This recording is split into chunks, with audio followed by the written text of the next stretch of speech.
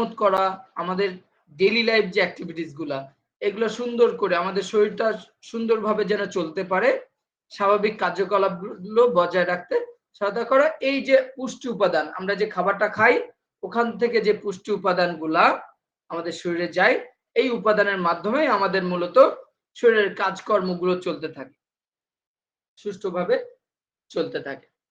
এগুলো আমরা প্রধানত খাবার ও পানীয় থেকেই মূলত আমরা এই নিউট্রিয়েন্ট পেয়ে থাকি বা পুষ্টি উপাদান। পুষ্টিকর খাবারের খুব সহজ ভাষায় যদি বলি, পুষ্টিকর যে খাদ্য আছে এই খাদ্যের যে উপাদান সেটাই হচ্ছে নিউট্রিয়েন্ট।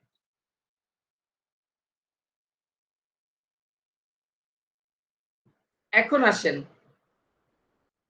পুষ্টি উপাদানের ক্লাসিফিকেশন অফ নিউট্রিয়েন্ট। পুষ্টি উপাদানের ক্লাসিফিকেশন বা প্রকারভেদ। নিউট্রিয়েন্ট বা পুষ্টি উপাদান প্রধানত দুই প্রকার। কয় প্রকার? দুই প্রকার, টু টাইপস। একটা হচ্ছে ম্যাক্রোনিউট্রিয়েন্টস, একটা ম্যাক্রো, আর একটা হচ্ছে মাইক্রো নিউট্রিয়েন্টস। একটা ম্যাক্রো আর একটা মাইক্রো নিউট্রিয়েন্টস। তো ম্যাক্রোটা বলতে আমরা মাইক্রোর চেয়ে একটু বড়টা বুঝি, আর মাইক্রোটা বলতে আমরা ছোটটা বুঝি, ক্ষুদ্রাংশটাকেই বুঝি। এখন এই ম্যাক্রোনিউট্রিয়েন্টস এর মধ্যে কি কি আছে, এগুলো আমাদের শরীরের জন্য বেশি পরিমাণে প্রয়োজন এবং এদের থেকে আমরা শক্তি পাই, বেশি বেশি শক্তি পাই। যেমন কার্বোহাইড্রেট, প্রোটিন, ফ্যাট, এগুলো ম্যাক্রোনিউট্রিয়েন্টস এর মধ্যে পড়ে। এবং নিউট্রিয়েন্টস এর মধ্যে কি পড়ে, যেগুলো আমাদের শরীরের জন্য অল্প পরিমাণ প্রয়োজন হয়, কিন্তু অল্প প্রয়োজন হলেও এটা খুবই গুরুত্বপূর্ণ। মাত্রা অল্প হলেও এটার গুরুত্ব অনেক বেশি। সো মাইক্রো নিউট্রিয়েন্টস এর মধ্যে রয়েছে ভিটামিন, মিনারেলস। ঠিক আছে? সো আমাদের শরীরের এই যে কার্বোহাইড্রেট, প্রোটিন, ভিটামিন, মিনারেলস, এই 5 প্রকারের মধ্যে উপরের যে 3 প্রকার আমরা দেখতে পাচ্ছি, কার্বোহাইড্রেট, প্রোটিন এন্ড ফ্যাট, এটা হচ্ছে ম্যাক্রোনিউট্রিয়েন্টস। এবং মাইক্রোনিউট্রিয়েন্টস এর মধ্যে রয়েছে ভিটামিনস এন্ড মিনারেলস। তাহলে পুষ্টি উপাদান, আমরা এখানে 5 ধরনের পুষ্টি উপাদান আমরা দেখতে পাচ্ছি, বাট এটাকে দুইটা ক্যাটাগরিতে ভাগ করা হয়, একটা ম্যাক্রো আর একটা মাইক্রো। এই দুই ধরনের নিউট্রিয়েন্ট শরীরের বিভিন্ন কার্যাবলীতে গুরুত্বপূর্ণ ভূমিকা পালন করে থাকে এবং স্বাস্থ্য সুরক্ষায় আমাদেরকে সহায়তা করে থাকে। তাহলে আমরা ক্লাসিফিকেশনটা কি বুঝতে পেরেছি?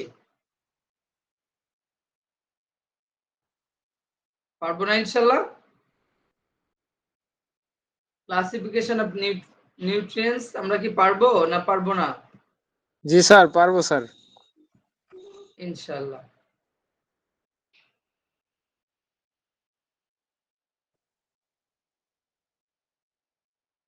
ওকে, আমরা পরের টপিকটা খেয়াল করি, ক্যালোরি। ক্যালোরি কি জিনিস? ক্যালোরি হচ্ছে শক্তির একক।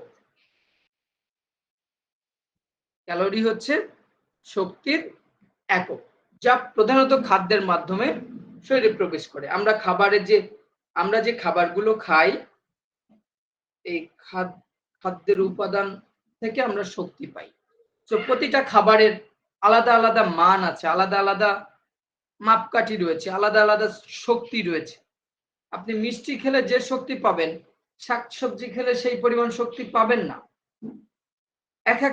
এক একটার উপর ভ্যারি করে। আপনি মাংস খেলে যে পরিমাণ ক্যালোরি পাবেন, ডিম খেলে সেই পরিমাণ ক্যালোরি পাবেন না। So each and every individual particles, প্রত্যেকটা ইন্ডিভিজুয়াল যে খাদ্য আছে সেটার ক্যালোরির মাত্রাও ভিন্ন ভিন্ন। ঠিক আছে? সো এই ক্যালোরি, আমরা যে খাবার খাই এখান থেকে যে শক্তি উৎপন্ন হয়, এই শক্তিটাই মূলত ক্যালোরি। এটা আমাদের শরীরের খাদ্যের মাধ্যমে প্রবেশ করে এবং শরীরের কার্যক্রম পরিচালনার জন্য এই ক্যালোরি ব্যয় হয়। সাপোজ আপনি ইনকাম করছেন, এক মাসে ইনকাম করেছেন 50,000 টাকা, 50,000 টাকা। সো আপনার আর্নিং, এক মাসের আর্নিং আপনার 50,000। তাহলে আপনি যদি এই 50,000 টাকা, সাপোজ আপনি শক্তি, আপনার শক্তি এই 50,000, এখন এখান থেকে আপনি খরচ করছেন, পার ডে আপনার খরচ হচ্ছে পার্সোনাল লাইফ লিডিং এর জন্য, খরচ হচ্ছে ফ্যামিলি মেইনটেনেন্স এর জন্য, খরচ হচ্ছে।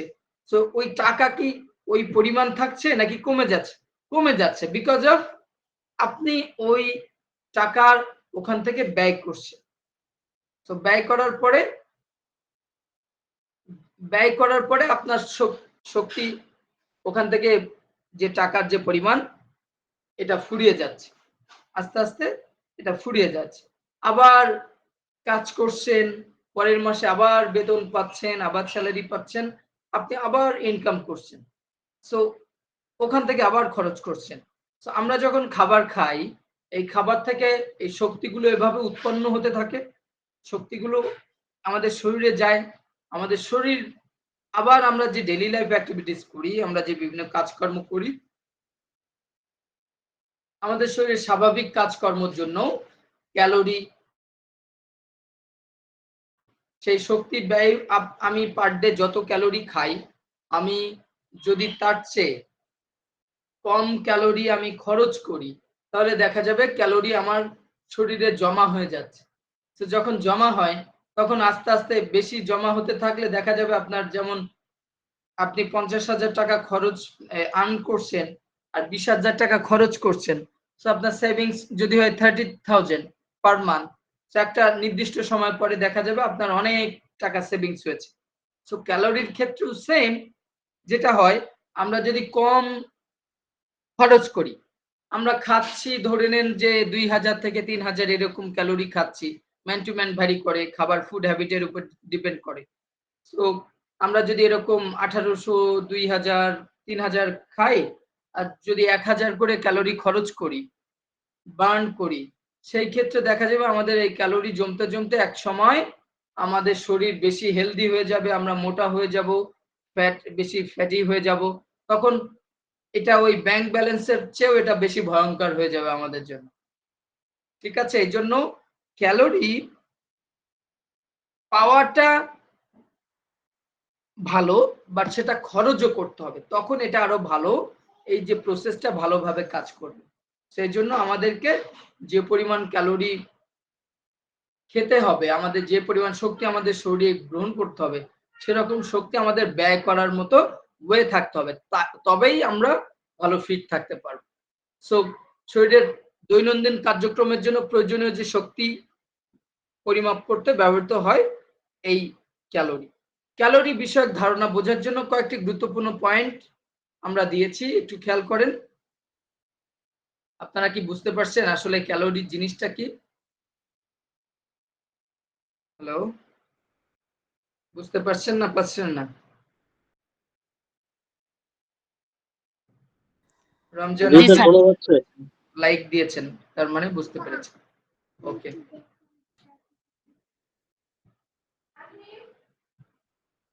আচ্ছা, এখন এই খাদ্যের ক্যালোরির উৎস আমরা একটু দেখব। মিউট করে রাখেন।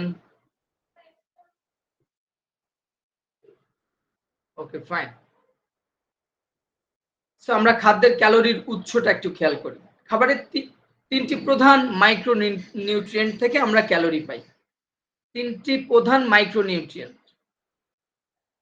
Sorry macro nutrient. আমরা যে ম্যাক্রো নিউট্রিয়েন্ট দেখেছিলাম কি কি? কার্বোহাইড্রেট, ফ্যাট এবং প্রোটিন। এই তিনটি কি ছিল? ম্যাক্রো নিউট্রিয়েন্টের উপাদান ছিল। সো কার্বোহাইড্রেট প্রতি গ্রামে 4 ক্যালোরি। আপনি যদি 1 গ্রাম কার্বোহাইড্রেট ইনটেক করেন আপনার শরীরে, আপনি যদি খান, তাহলে সেখানে আপনি 4 ক্যালোরি পাবেন। আপনার শক্তির পরিমাণ 4। প্রোটিন প্রতি গ্রামে 4 ক্যালোরি। আপনি যদি প্রোটিন 1 গ্রাম খান, সেখানেও 4 ক্যালোরি পাবেন। এবং ফ্যাটের ক্ষেত্রে প্রতি গ্রামে আপনি পাবেন 9 ক্যালোরি।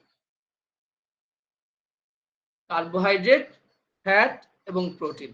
সো কার্বোহাইড্রেট এবং প্রোটিনে পার গ্রামে 4 ক্যালোরি রয়েছে, আর ফ্যাটের ক্ষেত্রে পার গ্রামে 9 ক্যালোরি রয়েছে। এখন আসেন, তাইলে আমাদের দৈনন্দিন যে চাহিদা এটা কেমন হবে? আমি কত গ্রাম খাবো, আমার কেমন প্রয়োজন? একজন মানুষের দৈনন্দিন ক্যালোরি চাহিদা নির্ভর করে বয়স, that means age, sex, weight, height এবং ডেইলি লাইফ অ্যাক্টিভিটিজ এর উপর। সো একজন মানুষের, সাপোজ আপনার হাইট 5 ফিট 6 ইঞ্চি, আপনার ওয়েট 70 কেজি, আপনি প্রতিদিন, আপনি খুবই কর্মঠ মানুষ, তাহলে আপনার খাবার চাহিদা কিন্তু একরকম থাকবে। সো আপনার জন্য ক্যালোরি এক ধরনের প্রয়োজন। আবার সেম হাইট কোনো কাজ করে না, তার কি ক্যালোরি দরকার হবে? দরকার হবে, বাট কম। তার ক্ষেত্রে আপনার তুলনায় কম দরকার হবে। সো যদি আমরা এভারেজ হিসাব করি, একজন প্রাপ্তবয়স্ক পুরুষের প্রয়োজন 2500 ক্যালোরি এবং নারীর জন্য 2000 ক্যালোরি। কোন কোন জায়গাতে এখানে মানে একটা মার্জিনারি লাইন দেওয়া আছে যে সাপোজ 2000 থেকে 2500, 1500 থেকে 2000 এরকম। সো একটা প্রাপ্তবয়স্ক পুরুষের জন্য কত ক্যালোরি প্রয়োজন?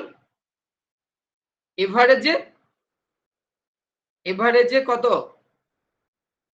2500 ক্যালোরি। এবং নারীর জন্য 2000। মনে থাকবে আমাদের? জি স্যার। Yes, very good. তাহলে একজন প্রাপ্তবয়স্ক পুরুষ এবং মহিলার যে ক্যালোরির চাহিদা এটা আমরা বুঝতে পারলাম। এটার পাশাপাশি আমরা কার্বোহাইড্রেট, প্রোটিন এবং ফ্যাটে কি পরিমাণ ক্যালোরি থাকে সেটাও আমরা জানতে পেরেছি। কার্বোহাইড্রেট এবং প্রোটিনে প্রতি গ্রামে 4 ক্যালোরি থাকে। অন দ্য আদার হ্যান্ড ফ্যাটে বা চর্বিতে প্রতি গ্রামে 9 ক্যালোরি থাকে। এখন ওজন নিয়ন্ত্রণে ক্যালোরি কিভাবে ভূমিকা পালন করে আমরা একটু খেয়াল করি। ওজন কমাতে চাইলে আপনি যে পরিমাণ ক্যালোরি গ্রহণ করছেন তার চেয়ে বেশি ক্যালোরি ব্যয় করতে হবে। আপনি যে পরিমাণ ক্যালোরি গ্রহণ করছেন, আমি যেমনটা বলছিলাম যে আপনি যদি ওই ক্যালোরিটা খরচ করেন তাহলেই আপনি ফিট থাকতে পারবেন। সো আপনি যে পরিমাণ ক্যালোরি গ্রহণ করছেন, পার ডে আপনি যে পরিমাণ খাবার খাচ্ছেন তার চেয়ে বেশি আপনাকে পরিশ্রম করতে হবে।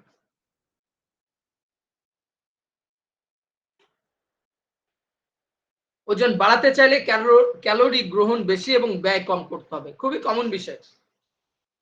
ওজন ধরে রাখতে চাইলে ক্যালোরি গ্রহণ এবং ব্যয় সমান করতে হবে। খুবই কমন। আপনি যে পরিমাণ, আপনি 2500 ক্যালোরি খাচ্ছেন, আপনি মেপে 2500 ক্যালোরি খরচ করছেন, তাহলে আপনার আয় ব্যয়ের হিসাব সমান। তাহলে আপনি কেমন থাকবেন? স্বাভাবিক। আপনি ক্যালোরি 2500 ক্যালোরি গ্রহণ করছেন, আপনি খরচ করছেন 2600, 2700, 2800 এরকম, কোনো ব্যাপার না, আপনি আরো ভালো থাকবেন। আপনি 2500 ক্যালোরি খাচ্ছেন বা গ্রহণ করছেন, আপনি খরচ করছেন 3000, 3500, সো দেখা যাবে একটা সময় আপনি আন্ডারওয়েট হয়ে যেতে পারেন। So excess everything is very bad, এটা আমাদের খেয়াল রাখতে হবে। সো সবচেয়ে কার্যকর উপায় হচ্ছে যেমন খাচ্ছেন এটার কাছাকাছি যদি আপনি ব্যয় করতে পারেন, তাহলেই আপনি দেখবেন যে আলহামদুলিল্লাহ অনেক সুস্থ থাকতে পারবেন। আমরা কি বুঝতে পেরেছি বিষয়টা? জি স্যার। Very good. তাহলে ক্যালোরি আমরা যে পরিমাণ খাবো, এখন আপনি বলতে পারেন স্যার আমি ক্যালোরি কিভাবে হিসাব করব? ওই যে গ্রামের হিসাব, কোন খাবারে কি আছে এটার হিসাব আছে, সেভাবে হিসাব করতে হবে। যদিও জটিল প্রসেস, যারা স্পোর্টস নিউট্রিশন নিয়ে কাজ করেন বা নিউট্রিশনিস্টদের সহযোগিতা নিলে তারা সুন্দর ডায়েট করে দিতে পারবেন যে কি পরিমাণ খাবার খেতে হবে, কোনটা কত গ্রাম খেতে হবে মেপে। ঠিক আছে? ক্যালোরি কিভাবে বার্ন করবেন এটা হিসাব করার জন্য বিভিন্ন স্মার্ট ওয়াচ পাওয়া যায়, বিভিন্ন ঘড়ি পাওয়া যায় সুন্দর, বিভিন্ন ইলেকট্রনিক ডিভাইস পাওয়া যায় যেটাতে আপনি কি পরিমাণ হেঁটেছেন, কি পরিমাণ রানিং করেছেন, সাইক্লিং করেছেন, সুইমিং করেছেন, সব ডিটেল থাকে। কেমন ক্যালোরি খরচ হয়েছে সব ডিটেল সেগুলোতে দেখা যায়। তো এরকম বিভিন্ন ওয়েজ। এখন আমরা আসি বয়স ভেদে ক্যালোরির প্রয়োজনীয়তা, calorie requirement in different ages. একজনের বয়স 10 বছর, একটা বাচ্চার বয়স 10 বছর, আবার একজনের বয়স 30 বছর। দুজনের ক্যালোরি কি সেম প্রয়োজন হবে? নিশ্চয়ই না। অবশ্যই কম বেশি করে। নিশ্চয়ই না। সো এজ, সেক্স, তার ফিজিক্যাল স্ট্রাকচার, তার কাজের ধরন, তার স্বাস্থ্যগত অবস্থা, এই সব কিছুর উপর নির্ভর করে ক্যালোরি প্রয়োজন হয়। সো শিশুদের ক্ষেত্রে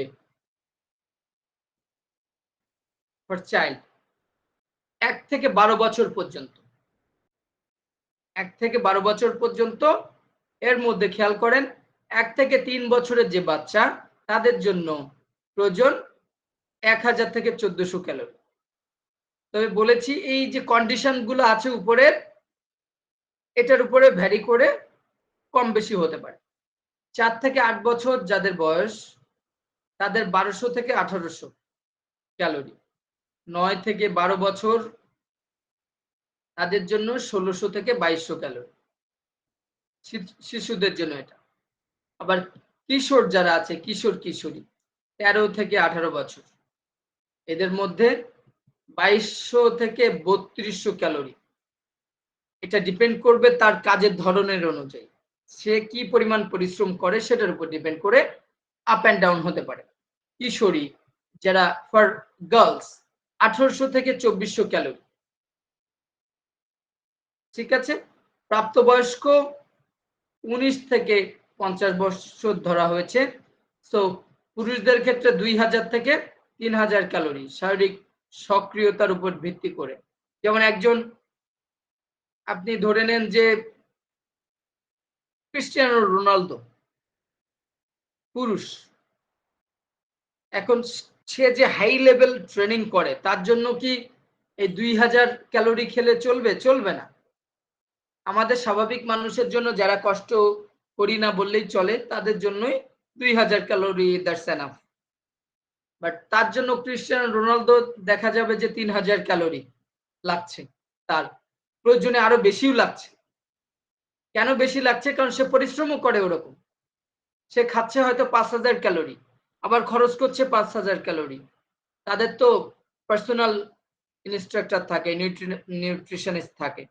আপনারা যদি একটা ঘটনা শুনেন, মাইকেল ফেলপস চিনেন? মাইকেল ফেলপস নামের কারো নাম? সাঁতারু, জি মার্কিন স্যার, সাঁতারু। আমেরিকান সাঁতারু স্যার, অলিম্পিকে বিশ্ব রেকর্ড, সবচেয়ে বেশি মেডেলিস্ট, গোল্ড সর্বকালের মেডেলিস্ট। সর্বশ্রেষ্ঠ সুইমার যাকে বলা হয় মাইকেল ফেলপস। 23টা স্বর্ণ পদক আছে। অলিম্পিকের সবচেয়ে বেশি গোল্ড মেডেল, পদক জয়ী স্যার, পদক 23টা। জয়ী, গোল্ড মেডেল এবং সর্বমোট পদক জয়ী তিনি। এক্স্যাক্টলি। মাইকেল ফেলপস কোন দেশের বলতে পারেন? USA. USA. Very good, Ashraful ইসলাম।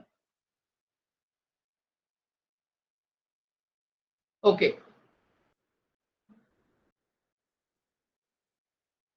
এখন মাইকেল ফেলপসের একটা ঘটনা,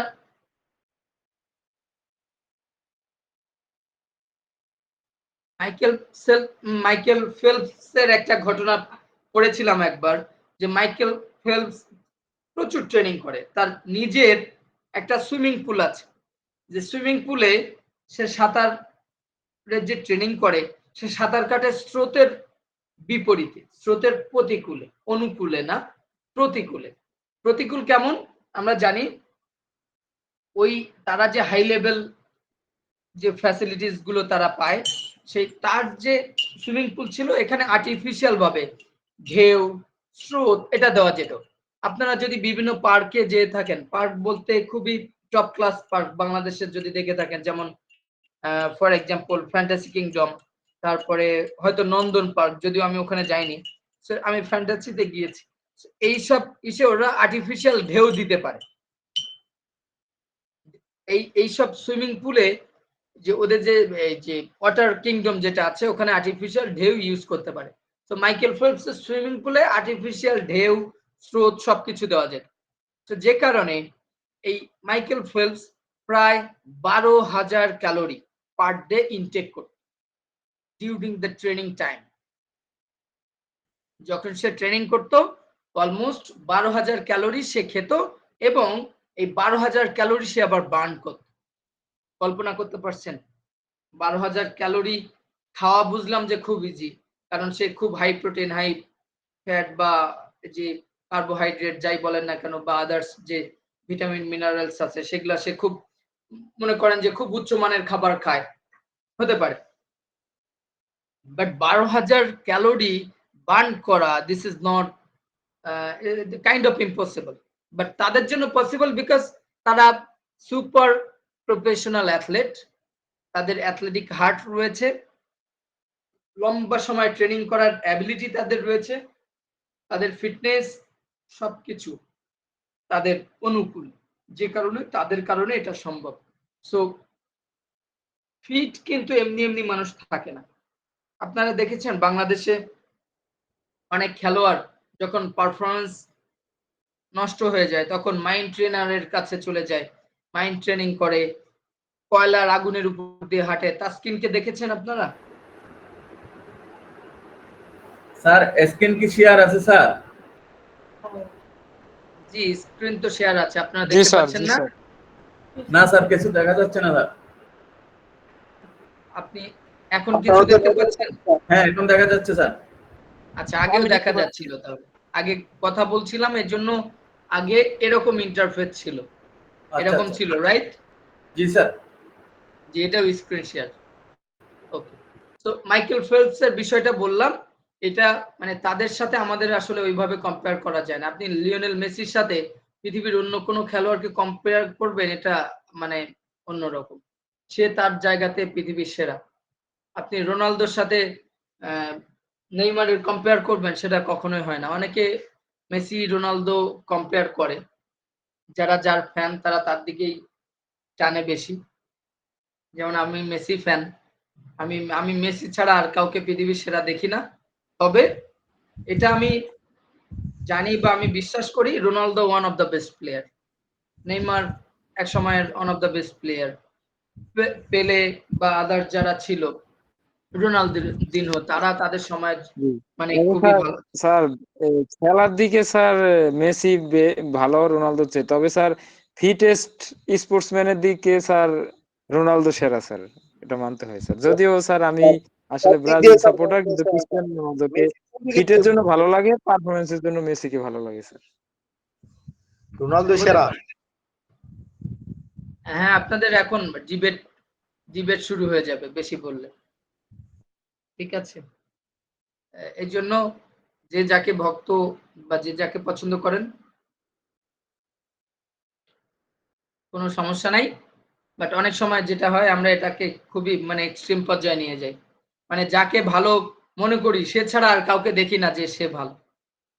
শুধু সেই। না স্যার, মানে আমি বলতে চাচ্ছিলাম স্যার দুজনেই সেরা। দেখুন, রোনালদো হচ্ছে হার্ড ওয়ার্ক এবং ফিট, আর মেসি হ্যাঁ, হচ্ছে অনেকটা ডেফিনেটলি গড রোনালদোর গিফটেড। ফিটনেস মেসির চেয়ে অনেক অনেক গুণে ভালো ফিটনেস। এবং স্যার, রোনালদোর স্যার এজ আরেকটা বলতে পারি স্যার, বর্তমান সময়ে হচ্ছে রোনালদো এবং ক্রিকেটে বিরাট কোহলি, ওরা হচ্ছে মানে টপ ফিটেস্ট স্পোর্টস পার্সনের ভিতরে এরা আছে। হ্যাঁ, সেটা ক্রিকেটারদের জন্য তো ফিটনেস ফিটনেস আপনি খেয়াল করে দেখবেন ক্রিকেটারদের, আপনারা যদি খেয়াল করেন ক্রিকেটারদের ফিটনেস সবচেয়ে কম হয়।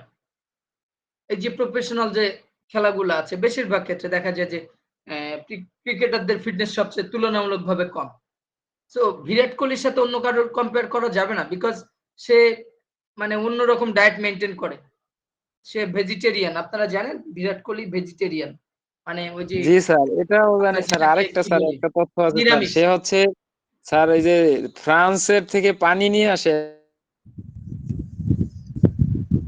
তা বিরাট সম্পর্কে আমি যতটা জানি, বিরাট এবং অনুষ্কা শর্মা দুইজনেই করে এই যে পান্তা ভাত খায়। আমাদেরকে মানে অপ্রয়োজনীয় খাবার ভেবি, আসলে এটা অনেক স্বাস্থ্যকর একটা খাবার।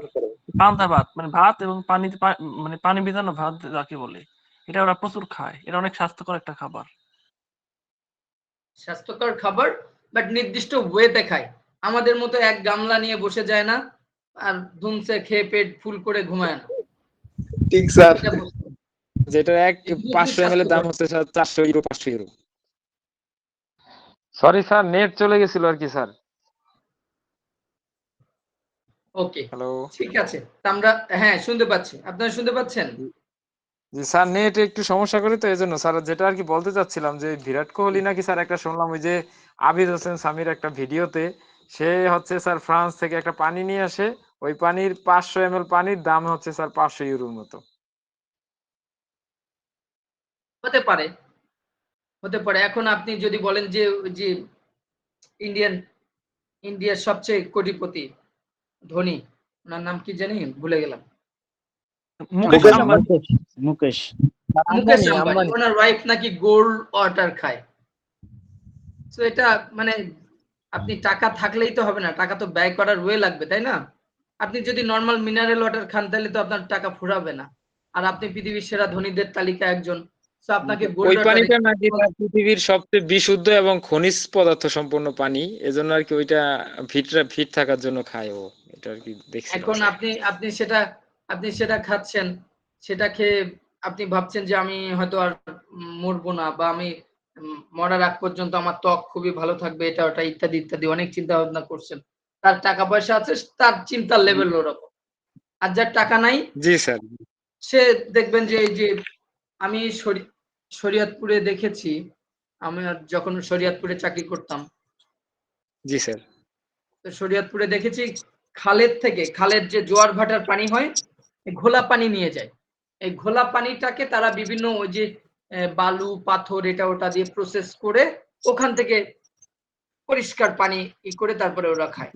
রমজান আহমেদ শুনতে পাচ্ছেন? একটু মিউট করে রাখেন। Thank you. সো এক এক জায়গায় এখন তারা কি ওই ইভেন তারা ওই পানিটা মানে চেকও করে না যে এটার মধ্যে কি আছে। জি এটার স্যার, মধ্যে ওই যে কোনো আপনি যে অঞ্চলে ছিলেন স্যার, ওই অঞ্চলটা হচ্ছে কি স্যার একটু চরাঞ্চল, তো ওদের স্যার ওই যে পানির লেয়ারটাও ভালো, ওরা দেখা যায় স্যার এই যে 200 মিটার 300 মিটার এই নলকূপ গভীর করলে স্যার ভালো পানিটা পায়। আর আমাদের এই অঞ্চলে আবার স্যার 700-800 মিটার স্যার নিচে যাইতে হয়। আমাদেরটা আবার ভেদারগঞ্জ এই পারে স্যার, এই কারণে আর কি স্যার। আচ্ছা ওইটা আচ্ছা। এক সময় স্যার নদী ছিল, ভেদারগঞ্জ থেকে স্যার সখীপুর পর্যন্ত একটা সময় নাকি এগুলো নদী ছিল 100 বছর 50 বছর আগে, 100 ওখানে বছর আগে। আমরা যে স্কুলে ছিলাম, স্কুলের পাশে একটা খাল ছিল রাস্তার সাথেই। তো দেখতাম দুপুরের কাছাকাছি মানুষজন খালে নেমে যেত, গোসল করতো র্যান্ডমলি, কলস নিয়ে পানি, ঘোলা পানি, প্রচন্ড ঘোলা বালুযুক্ত পানি। সেইগুলা নিয়ে আমি বললাম, বলে কি করে রান্না করে আবার এই পানি খায়? বললাম, এটা কিভাবে জি সম্ভব? বলে ওরা নাকি এটা প্রসেস করে বাসায় যেয়ে উইদাউট এনি কেমিক্যাল। জি স্যার, তারা ওই যে ওইটা ওই ভেদারগঞ্জে স্যার ওই যে 9টা ইউনিয়ন তো হচ্ছে যে চরের মধ্যে বসে সখীপুর থানায়, ওরা এই কাজটা করে স্যার। হ্যাঁ এক্স্যাক্টলি, আমি ছিলাম চরপাইয়াতলি। জি স্যার, জি স্যার, এটা হচ্ছে ডিএম স্যার, একটা খালি কথা বলতে ইউনিয়নের পারি? মধ্যে। Okay fine. এখন আমরা, স্যার, একটা কথা বলতে পারি? হ্যাঁ হ্যাঁ বলেন আশরাফুল ইসলাম। স্যার, এই যে মুকেশ আম্বানির ওয়াইফ নিতা আম্বানি, সে এত এত মানে এক বোতল পানি খায় দাম 20 লক্ষ টাকা, এত টাকা খরচ করে তারা পানি খায়, এটা এত বিশুদ্ধ পানি, এটা যখন আমাদের আলোচনায় চলে আসলো, তখন আমার প্রশ্ন হচ্ছে ওই যে আল্লাহ রাব্বুল আলামিন যে আমাদেরকে সরাসরি ন্যাচারাল মানে প্রকৃতি থেকে যে পানিটা দেয়, ওই পানিটা এই 20 লক্ষ টাকার ওই পানিটা কি তার থেকেও বিশুদ্ধ? ন্যাচারাল ওয়েতে আল্লাহ যে পানিটা দেয় সেটা তার চেয়ে বিশুদ্ধ কিনা? এটা তো আলোচনায় চলে আসলো যে এটা সব থেকে বিশুদ্ধ পানি, কারণ খনিজ পদার্থ আছে, কিন্তু ন্যাচারাল যে আল্লাহ রাব্বুল আলামিন ন্যাচারাল যে পানিটা স্যার দিচ্ছে ওই থেকে বিশুদ্ধ ন্যাচারালের কিনা? সাথে কৃত্রিমের কোনো কিছু মিলাইতে পারবেন না। ন্যাচারাল জিনিসটাই আলাদা। এটা আমার আপনি আমার মূল বিষয় বোঝার বিষয় ছিল আর কি, এটাই। আপনি ন্যাচারালের সাথে কৃত্রিমের কোনো কিছু মিলাইতে পারবেন না, ওটা আর্টিফিশিয়াল, আলাদা ফ্যাক্ট। স্যার তারা এটা, ক্লাসের পরে এগুলো আলোচনা করলে বেটার হবে স্যার। জি বুঝতে পেরেছি, ঠিক আছে। না, কথা সো কথা প্রসঙ্গে আসলে যে আমি কথাটা বললাম আর কি, এটা বাইরে আলোচনার কোনো বিষয় না ভাইয়া। ডেফিনেটলি আল্লাহ সৃষ্টি ন্যাচারাল পানি আল্লাহ দিয়েছে। পানি তো খুব সহজলভ্য আমাদের জন্য, বিশেষ করে বাংলাদেশে আপনি খেয়াল করে দেখবেন পানি খুবই সহজলভ্য। আপনি সৌদি আরবের কথা চিন্তা করলে খেয়াল করে দেখবেন সৌদি আরবে পানি পানি মানুষ কিনে খায় ইভেন অনেক দাম দিয়ে। অনেক দামে পানি কিনে খায়। আমাদের দেশে কিন্তু সেই তুলনায় এটা অনেক সহজলভ্য। এখন তো তারপরেও অনেকের এই যে প্রসেস পানি খায় বিভিন্ন অঞ্চলে, আমাদের দিকেও প্রসেস পানি খায়। ওকে, আমরা আমাদের আলোচনায় আসি। ঠিক আছে, আলোচনায় আসি। নারীদের ক্ষেত্রে 1600 থেকে 2400 ক্যালোরি। পুরুষের ক্ষেত্রে বলেছিলাম কত, 2000 থেকে 3000 calorie, depend on the physical activities or daily life activities. নারীদের ক্ষেত্রে 16 থেকে 2400 ক্যালোরি। বয়স্ক, যারা বয়স্ক থাকবে 50 বছর বা তার বেশি, তাদের ক্ষেত্রে কি, পুরুষদের জন্য 2000 থেকে 2800 ক্যালোরি। আবার নারীদের ক্ষেত্রে 1600 থেকে 2200 ক্যালোরি। বয়স্কদের জন্য কম, আবার একটু কমে যায়, মানে প্রাপ্ত বয়স্কর পরে আবার যখন ওল্ডার এজে চলে যায়, অ্যাবভ 50, তখন কিন্তু তার শরীরের শক্তি অত বেশি প্রয়োজন হয় না, তার শরীরের তার কাজের ক্ষমতা অত বেশি থাকে না, সুতরাং তার ক্যালোরিও কম প্রয়োজন হয়। যে কারণে পুরুষ এবং নারীদের ক্ষেত্রে তাদের ক্ষেত্রে কিছুটা পার্থক্য রয়েছে। বিশেষ অবস্থায় ক্যালোরির প্রয়োজনীয়তা খুবই গুরুত্বপূর্ণ, আমাদের এটা জানা উচিত, প্রত্যেক মানুষের জানা উচিত। গর্ভবতী নারী, আমাদের গর্ভবতী মায়েদের জন্য পার ডে অতিরিক্ত 350 থেকে 500 ক্যালোরি প্রয়োজন। নর্মাল যে তার ক্যালোরি যেটা দরকার, সেটার সাথে আরো 350 থেকে 500 ক্যালোরি অ্যাড করতে হবে। এবং স্তন্যদায়ী যে মায়েরা আছেন তাদের জন্য 450 থেকে 500, অলমোস্ট কাছাকাছি অতিরিক্ত ক্যালোরি প্রয়োজন। কেন প্রয়োজন? বিকজ তার যে পার্সোনাল, তার নিজের ক্যালোরি থেকে আরেকজন ভাগ নিচ্ছে।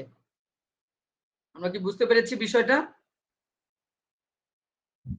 স্যার সো সবচেয়ে বড় বিষয় হচ্ছে এই ক্যালোরি ডিপেন্ড করবে, আমাদের প্রয়োজনীয়তা ডিপেন্ড করবে আমাদের শারীরিক পরিশ্রম, স্পোর্টস ম্যান, এইসবের উপরে ডিপেন্ড করবে। তবে এদের ক্ষেত্রে যারা পরিশ্রমী বেশি তাদের জন্য বেশি প্রয়োজন হবে, যারা কম পরিশ্রমী তাদের জন্য কম প্রয়োজন হবে, খুব সহজ হিসাব। এখন আসেন balance diet. What is balance diet? সুষম খাদ্য। এখন এই ব্যালেন্স ডায়েটের ধারণা হলো একটি সুষম খাদ্য তালিকা যা শরীরের সঠিক বৃদ্ধি, শক্তি, রোগ প্রতিরোধ ক্ষমতা এবং সামগ্রিক সুস্থতা বজায় রাখতে প্রয়োজনীয় সব পুষ্টি উপাদান সরবরাহ করে। তো আমাদের শরীরের যে প্রয়োজনীয় পুষ্টি উপাদানগুলো রয়েছে, এই পুষ্টি উপাদানগুলো সরবরাহ করার প্রপার ওয়েতে সরবরাহ করার যে খাদ্য তালিকা, সেটাই মূলত ব্যালেন্স ডায়েট। আপনি পরিমিত, ব্যালেন্স ডায়েট মিন্স, খুব সহজ ভাষায় যদি বলি, পরিমিত খাদ্য, পরিমাণ মতো, সুষম। সুষম মানে কি? সঠিক পরিমাণে, ঠিক আছে, সঠিক পরিমাণের খাদ্য। তো ব্যালেন্স ডায়েটের মূল উপাদান আমরা একটু খেয়াল করি, কার্বোহাইড্রেট। কার্বোহাইড্রেট আমরা কিসে কিসে পেতে পারি? শক্তির প্রধান উৎস কিন্তু কার্বোহাইড্রেট, যেমন চাল, গম, আলু, শস্য দানা, এগুলোতে কার্বোহাইড্রেট থাকে। প্রোটিন আমাদের শরীরের কোষ মেরামত এবং কোষের ডেভেলপমেন্টে সহায়তা করে। প্রোটিন কিসে পাই আমরা? মাছ, মাংস, ডাল, ডিম, দুধ। আমরা অনেকে একটা ভ্রান্ত ধারণা আছে, আমরা অনেকে ভাবি যে ডালে মনে হয় বেশি কার্বোহাইড্রেট থাকে বা ডালে ফ্যাট থাকে, অনেকের ধারণা এটা, but that is wrong, absolutely রং। প্রোটিনের অন্যতম একটা উৎস হচ্ছে ডাল। তো যারা মাছ মাংস খেতে পারে না তাদের জন্য ডাল কিন্তু বেস্ট অপশন প্রোটিন ইনটেক করার জন্য, প্রোটিন খাওয়ার জন্য। ফ্যাট, ফ্যাট কি করে? শক্তির দীর্ঘস্থায়ী উৎস এবং হরমোন উৎপাদনে সহায়ক। আমাদের শরীরে সবকিছুর প্রয়োজন আছে, but excess everything is very bad, এটা আগেই বলেছি, আমরা সকলেও সেটা জানি। যেমন বাদাম, তেল, চর্বিযুক্ত মাছ, এগুলাতে ফ্যাট রয়েছে। ভিটামিন ও খনিজ শরীরের বিভিন্ন কার্যকলাপ নিয়ন্ত্রণ করে, যেমন ফল, শাকসবজি, দুধ, দই, এগুলাতে ভিটামিন ও খনিজ রয়েছে। পানি শরীরের হাইড্রেশন বজায় রাখে এবং বিষাক্ত পদার্থ অপসারণে সাহায্য করে। পানি খুবই গুরুত্বপূর্ণ ভূমিকা পালন করে থাকে। ডায়েটারি ফাইবার কোনগুলো? এটা আমাদের হজমে সহায়তা করে এবং কোলেস্টেরল নিয়ন্ত্রণ করে। এই ডায়েটারি ফাইবারের মধ্যে কি কি রয়েছে? যেমন শাকসবজি, ফল, গোটা শস্য, ঠিক আছে। এই টাইপের খাবারগুলো, এই যে ব্যালেন্স ডায়েট যদি আপনি করতে চান, এখান থেকে আপনাকে সুন্দর সুন্দর খাবার বেছে নিতে হবে। এখানে যে তালিকাগুলো রয়েছে, এখানে আমরা উৎসটা জানতে পেরেছি। এখন চাল, আপনি যদি 1 কেজি চালের ভাত খান তাহলে কি আপনি মানে ব্যাপক কার্বোহাইড্রেট নিয়ে কি ভালোভাবে চলতে পারবেন? না, আপনাকে পরিমাণ মতো খেতে হবে। এগুলো হচ্ছে উৎস। আপনি চাল থেকে পাবেন কার্বোহাইড্রেট, গম থেকে পাবেন, আলু থেকে পাবেন, শস্য দানা থেকে পাবেন, প্রোটিন মাছ, মাংস, ডাল, ডিম, দুধ থেকে পাবেন। বাট আপনি কি পরিমাণ খাবেন আপনার প্রয়োজন অনুযায়ী, পরিমিত, সেটাই হচ্ছে ব্যালেন্স ডায়েট। পরিমাণ মতো খাওয়াটাই, যে পরিমাণ প্রয়োজন সেটাই, সেই পরিমাণে খাওয়াটাই ব্যালেন্স ডায়েট। এখন ব্যালেন্স ডায়েটের বৈশিষ্ট্য আমরা একটু খেয়াল করি। বয়স, লিঙ্গ, শরীরের ওজন এবং কাজের ধরনের উপর ভিত্তি করে খাদ্য তালিকা ঠিক করতে হয়। সঠিক পরিমাণে ক্যালোরি গ্রহণ এবং শরীরের অতিরিক্ত চর্বি জমতে না দেওয়া, প্রক্রিয়াজাত খাবার এড়িয়ে প্রাকৃতিক ও তাজা খাবার গ্রহণ। আপনি ব্যালেন্স ডায়েট যদি করতে চান, যে প্রসেস ফুড, যে ফুডগুলোকে প্রসেস করা হয়, এই প্রসেস ফুড থেকে বিরত থাকতে হবে। আপনাকে প্রাকৃতিক তাজা খাবার খেতে হবে। যেমন শাকসবজি, ন্যাচারাল খাবার পাওয়া যায়, খুব সব জায়গাতেই পাওয়া যায়, এখন সব জায়গাতেই খুবই অ্যাভেলেবেল থাকে। এই সব বিষয়গুলো আমাদের খেয়াল রাখতে হবে। আমরা একটু দেখি পরের যে গুরুত্বপূর্ণ একটা টপিক আছে, food list according to the food groups.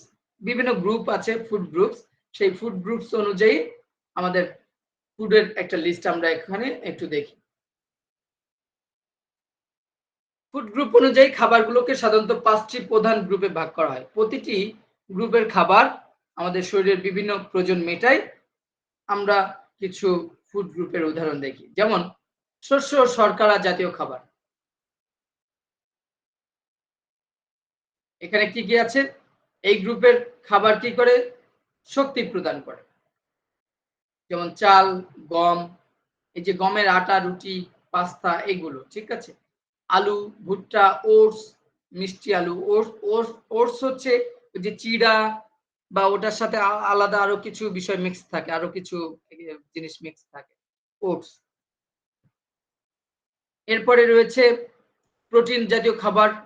এই গ্রুপে কি কি আছে আমরা আগেও একটু দেখেছি, তারপরে খেয়াল করেন, এটা আমাদের এই টাইপের খাবার আমাদের পেশি গঠনে সাহায্য করে। আমরা বলেছিলাম শরীরের ডেভেলপমেন্টের জন্য এই প্রোটিন জাতীয় খাবারগুলো খুবই গুরুত্বপূর্ণ ভূমিকা পালন করে থাকে।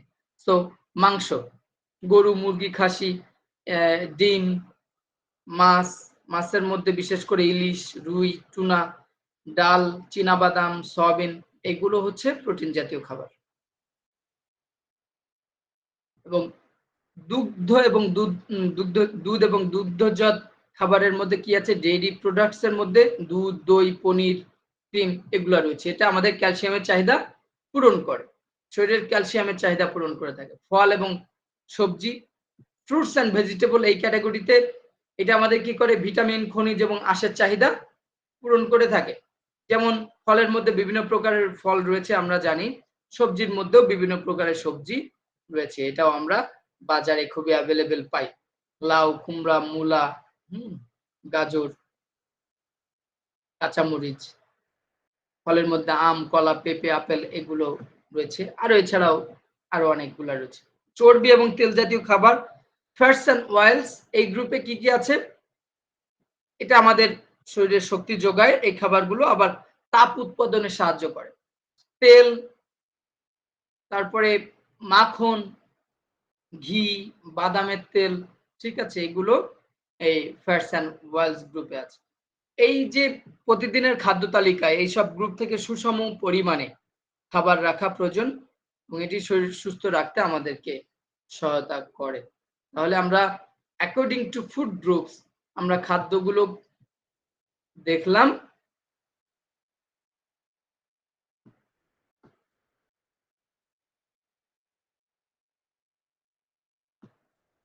এখন আসেন উদাহরণস্বরূপ একটা আমরা কি দেখি, একটা ব্যালেন্স ডায়েট যদি দেখে থাকি, এটা একটু সবাই খেয়াল করেন। সকালের নাস্তা ওটস, সবসময় আমরা অ্যাভেলেবল, এটা যেহেতু দামি জিনিস আমরা সবাই পাই না। এটা ফল, বাদাম এবং দুধ। যদি আপনি ব্যালেন্স ডায়েট করতে চান, আপনার আমরা আমরা ভাবি কি যে খাবার খাচ্ছে না সেই মনে হয় ডায়েট করতেছে। অ্যাকচুয়ালি এটা রং থিওরি। আমরা কি করি, না খেয়ে থাকি আর বলি যে ডায়েট করতেছি। এরকম করি না আমরা? এরকম ভাবি কিনা? বুঝতে পারছেন না বুঝেন নাই? হ্যালো, আপনারা কি আমার কথা শুনতে পাচ্ছেন? জি স্যার। So, আমরা দেখবেন কেউ সকালে খাচ্ছে না, কেউ রাতে খাচ্ছে না, কেউ দুপুরে খাচ্ছে না, এরকম না খেয়ে খেয়ে কি করে বলে যে ডায়েট করতেছে। ডায়েট মিন্স আপনি প্রপার ওয়েতে খাবেন, বুঝছেন? আপনি পরিশ্রমও করবেন সেই পরিমাণ। সো নরমালি দেখা যায় যারা অনেক ফ্যাটি হয়ে যায় তারা কি করে, তাদের তো ক্যালোরি ভেতরে থাকেই, তাদের তো শক্তি থাকেই।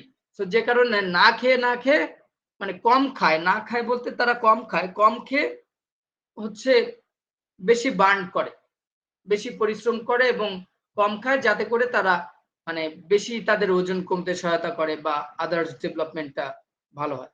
তো সকালের নাস্তায় ওটস, ওটস হচ্ছে চিড়া দিয়ে তৈরি করা এক ধরনের খাবার, ঠিক আছে? সো ফল, বাদাম, দুধ এগুলো। দুপুরের খাবারে দেখেন ভাত, রুটি, ভাত আর রুটি সেম। আপনি ভাত খেলেও যা, রুটি খেলেও একই রকমই কাজ, ঠিক আছে? তো মাছ, আবার ভাতে কিন্তু প্রচুর পরিমাণ আপনার ক্যালোরি থাকে, ভালো রাইসে প্রচুর পরিমাণ ক্যালোরি থাকে। মাছ, ডাল, সবজি, সালাদ, ঠিক আছে? বিকালের নাস্তা ফল বা স্প্রাউট। এই স্প্রাউট কি জিনিস জানেন? কে বলতে পারবেন স্প্রাউট কি জিনিস? স্প্রাউট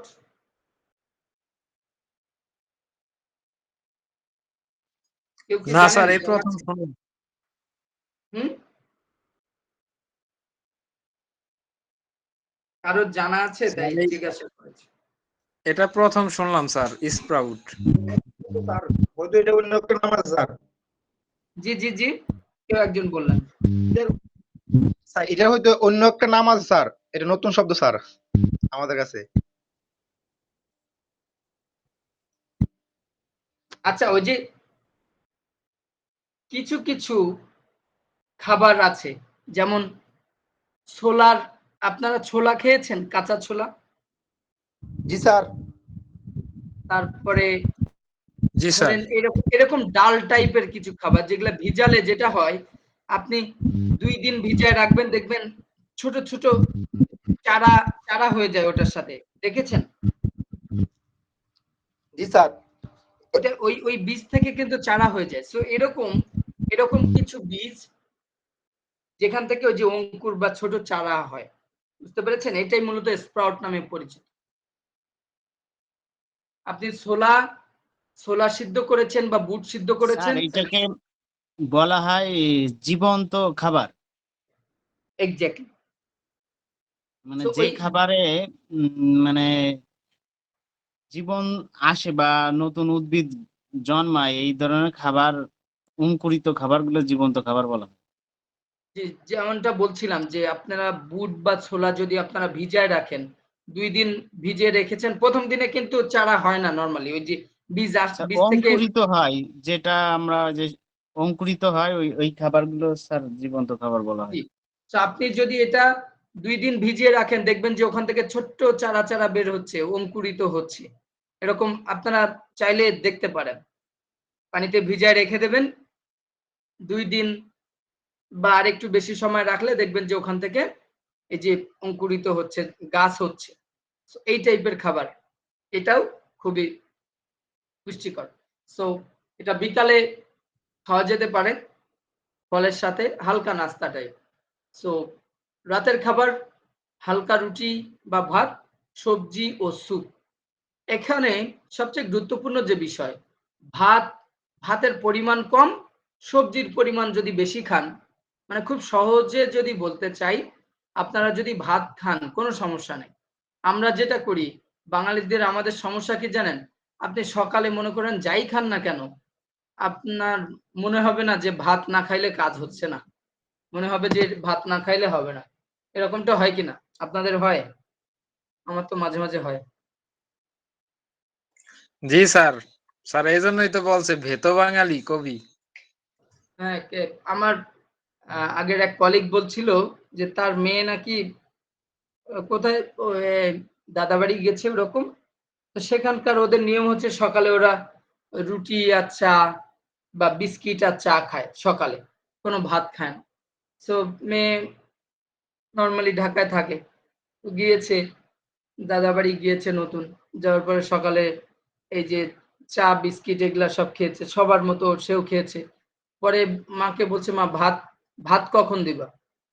বলছে আমাদের তো নাস্তা করা শেষ। বলছে কই নাস্তা করলাম? সে না চা রুটি খাইলা? পরে বললো যে তো চা রুটি কি এটা এটা কি হচ্ছে নাস্তার মধ্যে পড়ে নাকি? ভাত না খাইলে তো হবে না, কাজ হবে না। সো আমরা ভাত না খাইলে মনে হবে যে আমাদের পেট ভরে না, আপনি আদার যাই খান না কেন। So, আমরা যদি ভাত অল্প পরিমাণে খাই, সাজেশন হচ্ছে আপনি যদি ডায়েট করতে চান, আপনি যদি ফুড হ্যাবিটটাকে কন্ট্রোল করতে চান, তাহলে আপনি ভাতের পরিমাণ কম খাবেন, ভাতের পরিমাণ কম খাবেন এবং সবজির পরিমাণ বেশি খাবেন। সবজির পরিমাণ আপনি যত ভাতের চেয়ে ডাবল সবজি খান, কোনো সমস্যা নেই। সবজিতে ক্যালোরি কম থাকে। আপনারা পালং শাক বা আদার্স যে সবুজ শাকসবজি আছে, এগুলাতে শক্তির পরিমাণ কম থাকে, বাট খনিজ আছে, ঠিক আছে, ওখানে ভিটামিন আছে, সেখানে মিনারেলসও আপনি পাবেন, বাট শক্তির পরিমাণ তুলনামূলক অনেক অনেক কম থাকে। যে কারণে আমরা যদি ভাতের পরিমাণটা কমাই আর ভেজিটেবল বেশি খাই, আপনি মাংস বেশি খেলে কোনো অসুবিধা নেই, মাংস খেতে পারেন, আপনি ডিম খেতে পারেন, দুধ খেতে পারেন, কোনো সমস্যা নাই, খেজুর খেতে পারেন, কলা, এই টাইপের খাবার খেতে পারেন। বাট ভাতের পরিমাণটা যদি কমিয়ে দেন, আলটিমেটলি দেখবেন যে ফিটনেস ভালো থাকবে। তাহলে নিশ্চয়ই আমরা আজকে ফুড এন্ড নিউট্রিশনের অনেকগুলো টপিক নিয়ে আলোচনা করেছি, নিশ্চয়ই আপনারা এগুলো আর বুঝতে খাওয়ার প্রসঙ্গে পেরেছেন। একটা লাস্ট প্রশ্ন করতে পারি? জি জি, স্যার বলছিলাম কি যে আমরা তো শাকসবজি খাই, মাছ মাংস খাই, জি কিন্তু জি, আমাদের হার্ট, আমাদের মাত্র একটা অঙ্গ হলো হার্ট। এই হার্টটাকে সেভ রাখার জন্য অনেক অনেক বেশ খাবার আছে, যার পরিমাণে অতিরিক্ত খেলে হার্টটা ব্লক হয়ে যাওয়ার সম্ভাবনা থাকে। সেই খাবারগুলো কোনগুলো, মাংস নাকি দুধ? এটা কি মানে জানতে চাচ্ছিলাম আর কি। ক্যালসিয়ামের উৎস তো এটা দুধ থেকে আমরা ক্যালসিয়াম পাই, বুঝতে পেরেছেন? দুধ থেকে আমরা ক্যালসিয়াম পাই। সো দুধ খাওয়াটাও কিন্তু আমাদের জন্য, দুধ আমাদের জন্য অনেক ইফেক্টিভ। শুধু তাই না, আপনি খেলেই যে মানে এমনি শক্তির জন্য যে খাবেন তা না। দুধ কিন্তু আপনার আপনি যদি রেগুলার বা একটা নির্দিষ্ট ওয়েতে আপনি যদি যে কাউ মিল্ক খান, সেই ক্ষেত্রে দেখবেন আপনার শরীরের স্ট্রাকচার চেঞ্জ হয়ে গিয়েছে। আপনি স্ট্রেস নেওয়ার ক্ষমতা, আপনার স্ট্রেস রিলিজ করবে, স্ট্রেস নেওয়ার ক্ষমতা আরো বেড়ে যাবে। আপনার কাজের পরিধি, আপনি আরো বেশি এনার্জি পাবেন। তো এই ব্যাপারগুলো খেয়াল রেখে আপনি খাবার খেতে পারেন। মাংসের পরিমাণ, আমরা অনেক সময় মনে করি কি মাংস বেশি খেলে হয়তো অসুবিধা হবে। মাংস বেশি খেলে অসুবিধা নাই, দুধ বেশি খেলে অসুবিধা নাই, ডিম বেশি খেলে অসুবিধা নাই, বাট আপনি রাইসটা কম খেতে হবে। আমরা যদিও একবারে পারি না, আমি নিজেও কন্ট্রোল করতে আমার জন্য হিমশিম হয়ে যায়, সম্ভব হয় না অনেক সময়। অনেক সময় মেনটেন করার চেষ্টা করি, মানে মন ভরে না, যেহেতু একটা অভ্যাসে আমরা পরিণত, যে আমরা 3 বেলা ভাত খেয়েই অভ্যস্ত বেশিরভাগ মানুষ। স্যার তো আসলে আমাদের হঠাৎ, স্যার স্যার জি এই ভাইয়া রমজান আহমেদ, জিজ্ঞাসা করছে হার্ট সুস্থ থাকার বিষয়। হার্ট, দুধের চর্বি আর মাংস চর্বির ভিতর স্যার পার্থক্য আছে। হার্ট তাহলে সুস্থ স্যার, রাখার জন্য। জি স্যার, ভাইয়া বলছে দুধেও তো চর্বি স্যার, আছে, এক মিনিট ভাই, এক চর্বি। মিনিট। আমি জানতে চাচ্ছিলাম যে অনেকে খেলে শুনি যে দুধ বেশি খেলে বা মাংস বেশি খেলে হার্ট ব্লক হয়ে যাওয়ার সম্ভাবনা আছে। এই না, কথাটা এটা কতটুকু এটা সত্য আর কি? এটা স্যার এটা আসলে ভুল ধারণা। এটা তো স্যার ডিপেন্ড করবে আপনি আপনি ওই ক্যালোরি বার্ন করবেন কি করবেন না সেটার উপর ডিপেন্ড করবে।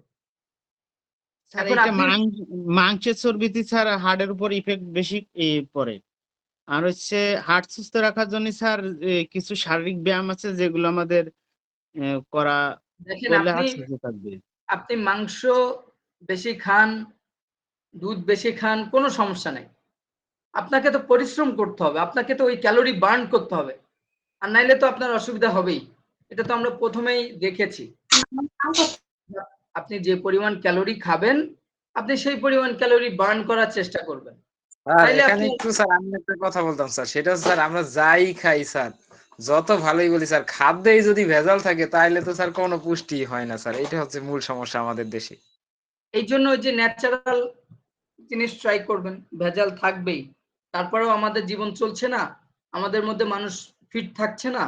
আমরা তো জি এই স্যার। জন্য আমরা তো জি স্যার। ইমব্যালেন্স, আমরা তো সবকিছু ইমব্যালেন্সই খাই। আমরা কি মেপে মেপে খাই? আমরা যখন খাই, কেউ কি কম খাই? আমরা তো ঠিকই বেশি বেশি খেয়ে ফেলি, তাই না? তো আপনার ভেজাল থাকবে, জি সবকিছু স্যার। থাকবে।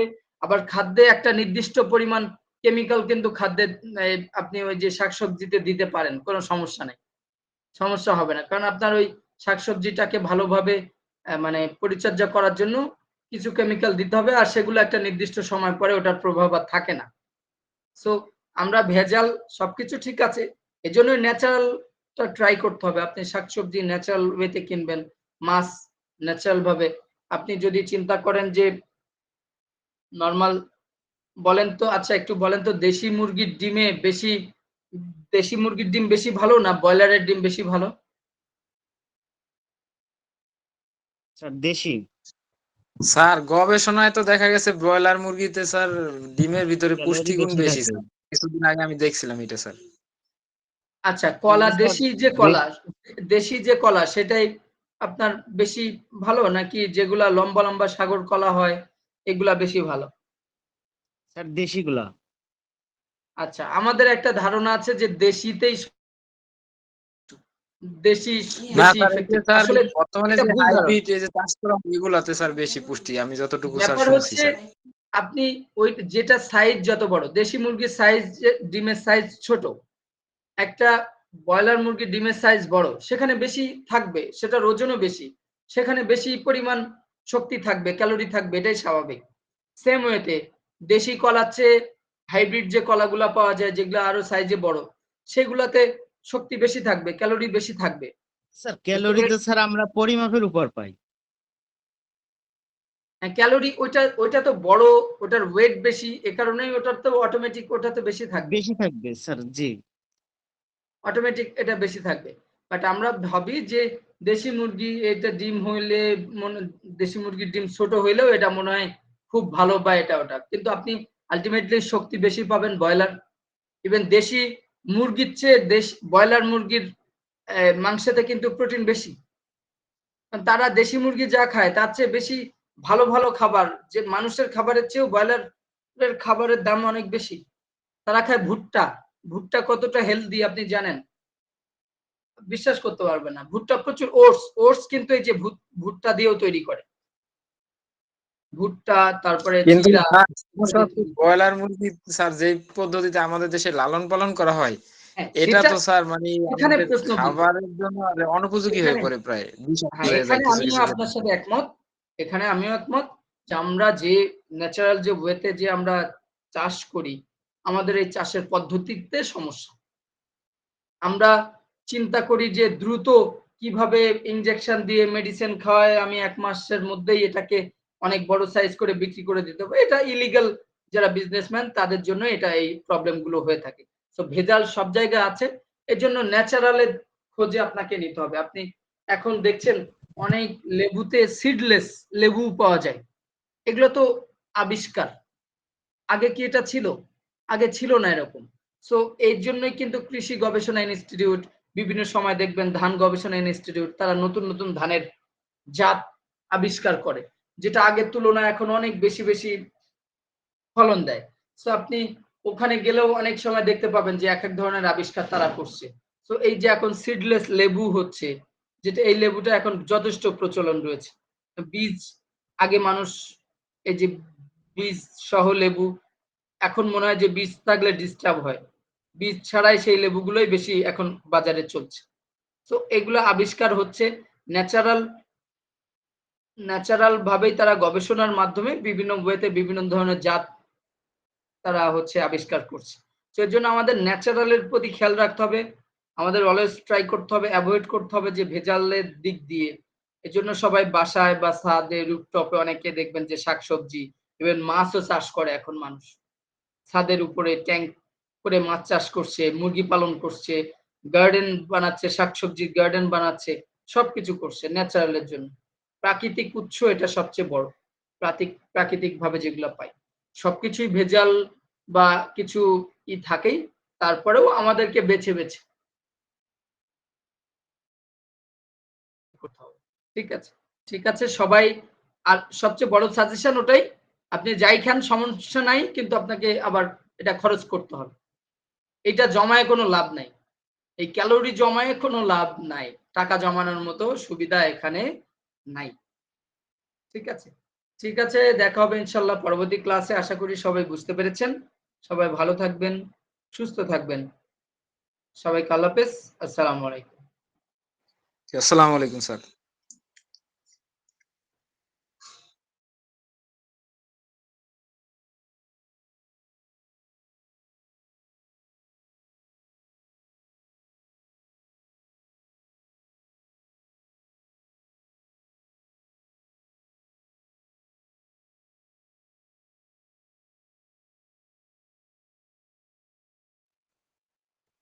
হ্যালো।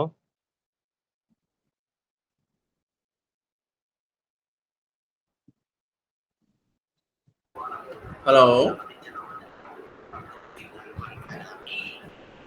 সবার কি অবস্থা? হাবিবুল ভাই। আরে সবাই বিজি। তো ভাই শ্বাস চলে গেছে নাকি?